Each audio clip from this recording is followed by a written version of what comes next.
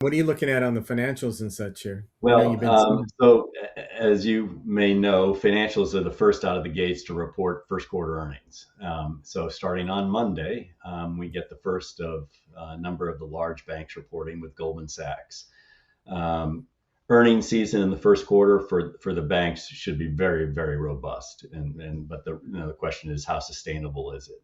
But let's just look at some of the expectations for the first quarter.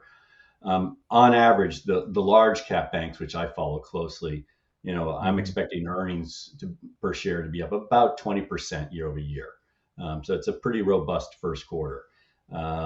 Just to put that in perspective, the S&P earnings are going to be up about 13%, and then all financials, which includes insurance, fintechs, et cetera, should be up about 15%. So the large cap banks, led by the JP Morgans, Goldman Sachs, et cetera, are going to be very strong. And the regional banks also will be very strong.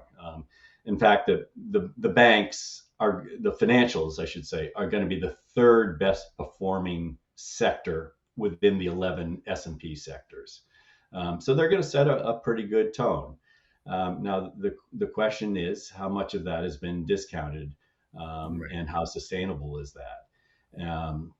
And so I don't know, Jen, sorry, if you could put up the first slide. So these are the earnings expectations. The one thing I would point out is, the my expectations versus the street. So my expectations are on the left-hand column. The street consensus expectations are in the next column. And generally speaking, I'm a little bit higher than the street. So I'm expecting positive earnings expectations, which could lead to revisions higher for full year 2026 earnings. Um, the Where I would differ, if that's what happens as earnings come out of their positive revisions, I think this is going to be the best quarter of the year. So I think it's a sell on the news type of quarter. Um, the big thing is going to be, what the revenue outlook is. So Jen, if you can go to the next, um, this is the revenue expectations. In the middle is sort of the, I don't know if you can read it, it's kind of fuzzy to me, but maybe that's my eyesight. Um, are the first quarter, in the middle column are the first quarter revenue expectations. The left hand column is the 2026 full year expectations. And one of the things you'll see if you can read this chart is that the first quarter revenue expectations are going to be up 8, maybe 9%, depending on who you're on average. And then the full year is going to be, up 6 or 7%. So there's an expected slowdown built into some of the revenue expectations as the year progresses. So I think the first quarter is really going to be the best quarter of the year. If you go to the next slide, I'll tell you why I think the first quarter. It's capital markets. Capital markets are going to be very, very robust. And by capital markets revenues, I mean trading revenues, which is going to be a record quarter. By the way, capital markets is going to be a record quarter as well for total capital markets. And it's going to be led by trading, which is going to be a record quarter. So for this group of 5 banks, I'm looking at 50 billion plus of total capital markets revenues. That's trading and in investment banking. But of that 50 billion, trading is going to be about 40 billion. Both those numbers are record all-time highs. Investment banking, which is the other, 10 plus billion, is going to be a strong quarter, but not a record quarter. You have to go back to the COVID days of 2021 when you were getting about 13 billion a quarter. Um, so going forward, what I'm expecting is that the trading part of capital markets is going to start to weaken. So you had seasonally, usually the first quarter is the best quarter, but going forward, trading starts to trail off. But investment banking probably will get stronger, led by M&A and equity. Um, the problem is, given the size of trading revenues, if you get a 10% drop off in trading revenues, you need a 35 to 40% increase in investment banking revenues just to stay even.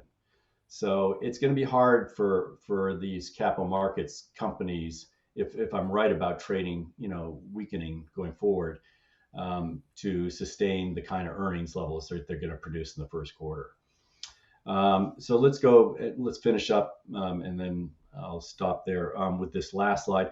These are the basic trends that you're expecting or at least I'm expecting for the first quarter.